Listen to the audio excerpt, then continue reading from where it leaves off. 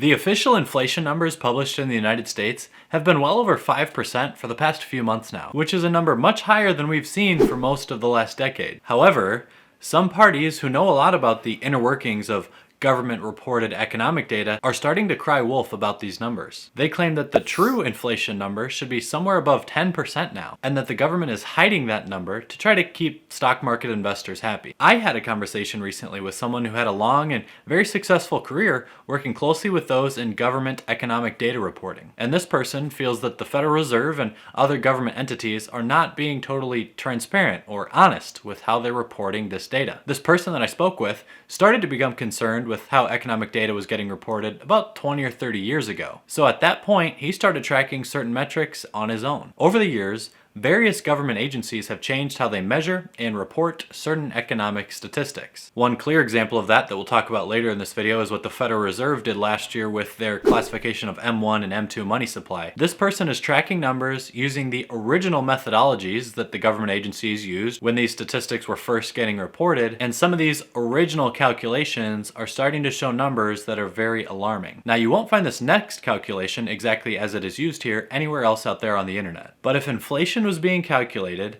in the same way that it was back in the 1980s and early parts of 1990s, then the current reported number would be somewhere north of 14%.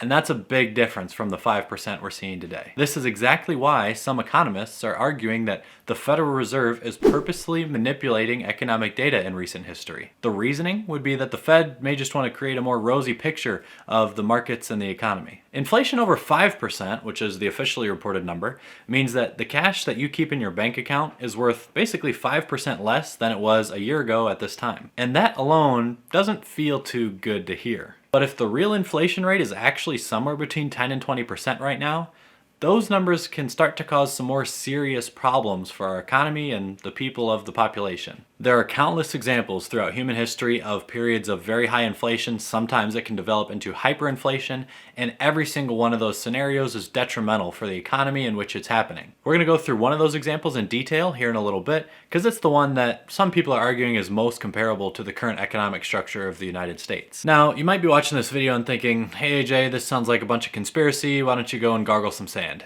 It's disgusting.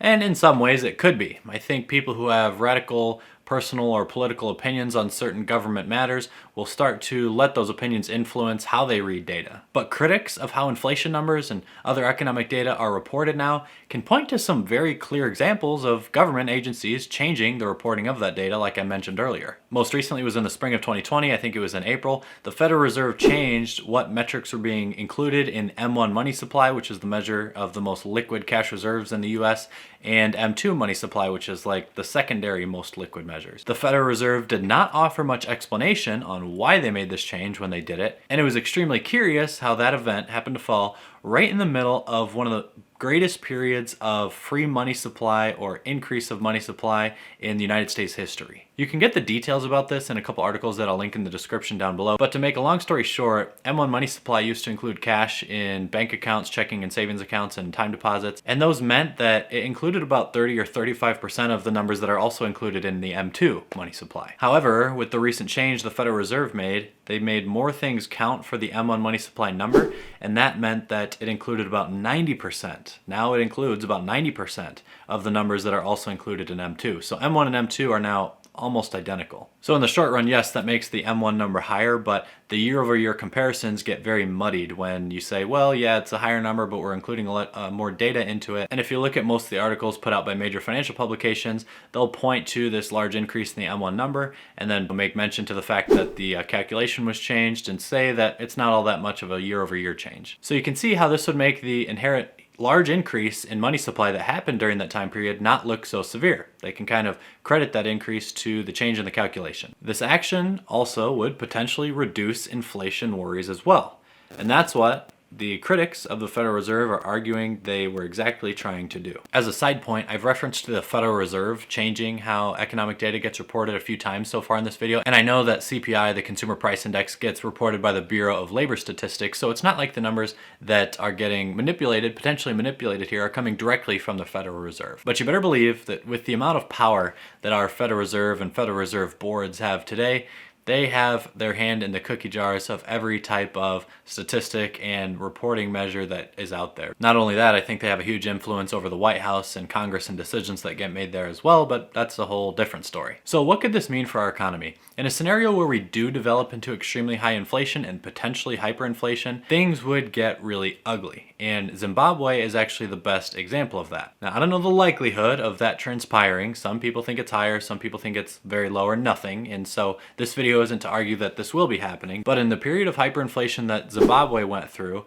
and again, that's the example that some economists are comparing as the most similar to the state of the monetary policy in the United States right now, the equivalent mathematical calculation for what happened to their currency would equate with our national debt of about $19 trillion to that entire balance being able to be paid off with just a few cents of US dollars, just tiny fractions of US dollars to pay off what currently is 19 trillion US dollars. That totally sounds crazy. It might sound unbelievable, but that's how the math works out. If you want a little bit of proof on how extreme the inflation got in Zimbabwe, they were printing like, I think it was 10 billion or maybe $10 trillion notes. I don't actually remember. And those notes were even almost worthless. So literally they were like thousandths of a percent of what they used to be. So when you get to those extreme multiples or tiny fractions of what the value of your currency used to have been because of the hyperinflation your economy is experiencing, for all realistic purposes, the currency is literally worth zero. And if we were to experience hyperinflation like that, and all debt was now meaningless because you could pay it off with existing pennies, there would be a lot of things going on. I am not the person qualified to explain to you all of the economic fallout that would come from that. What I can tell you is that asset prices would greatly suffer, stock market prices, real estate prices.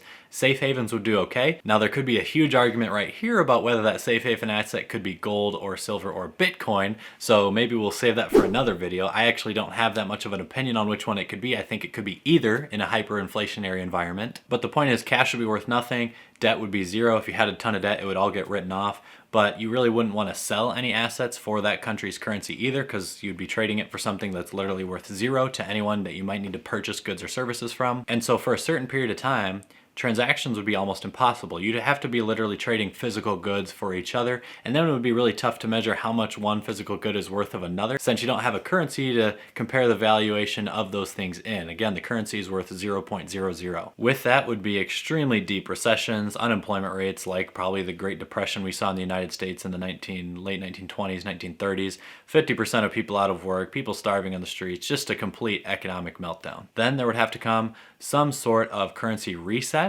where once the value of your currency is not worth anything anymore, you have to decide on a new currency that people can eventually use to exchange goods and services with. I realize we're getting more and more into the conspiracy type conversations here, but most critics of the financial reporting that I'm arguing about here are starting to claim that the new currency would have to be gold backed. I think the Bitcoin advocates would say there's no way we're going to a gold backed currency when we have this extremely valuable and useful currency in Bitcoin. I think the gold advocates would say Bitcoin doesn't have anything backing it. There's no physical reality for it. It can get hacked, whatever the other arguments against cryptocurrencies are. And so the government would have to issue a new currency. It might be a digital one. It very well could be a government issued digital gold-backed dollar. I think that is one scenario that some people would argue for. If that worked out, then I think you could see the value of other cryptocurrencies come way back down, because now there is a digital currency that everyone is okay with using, and it's backed by gold, and so it meets some criteria that some economists would argue are good. It's all speculation though. You know, we can't be sure what a hyperinflationary environment would eventually pan out to being, but there would be a lot of change going on because of that. So if inflation is 14% right now, like it would be if it was still reported in the ways that it was in 1980, what are the odds that we get to a hyperinflationary, 10 million percent inflation number? Well, they're probably not zero, but I also don't think they're very high. Some people think they are very high, but basically one argument that's made is once a currency hits 50% inflation, the federal bank really needs to put a halt to what's happening in the economy, like right away, kill the stock market and a lot of other things just to try to save the currency. Because if that currency makes it to 100% inflation rate from the prior year, then it's kind of gone at that point. Retail purchases and individual purchases of goods and services, once a currency is worth half as much as it was a year ago, are just going to snowball so rapidly that if you hit that 100% inflation number, some people say hyperinflation is a guaranteed next step. If you buy into that logic, then the question becomes, what's the probability that we go from 14% inflation to 100% inflation? Still not high, but I think potentially higher than some of you may have thought when you started watching this video. Luckily, our noble government and our Federal Reserve has publicly stated that there's only one way to combat this inflation that is coming, and that is by subscribing to Straight Talks. That type of activity is very productive to YouTube and Google's revenue line, not to mention your very friendly CFA charter holder YouTube content creators revenue line, and so everyone wins in that scenario. Don't forget to like, comment, and subscribe. Thanks for watching.